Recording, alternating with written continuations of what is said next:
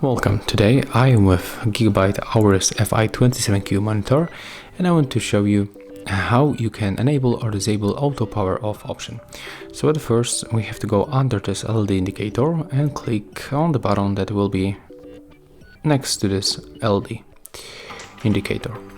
Next you have to select the settings from this list, and right now we have to scroll down to the system settings. Go for the right side and scroll to the other settings. Go for the right side one more time, go for the auto power off, and go for the right side to turn it off.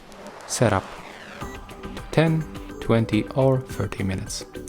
So when you set up, for example, for the 10 minutes, after this time of an activity of your display, it will be automatically turned off to not waste the energy.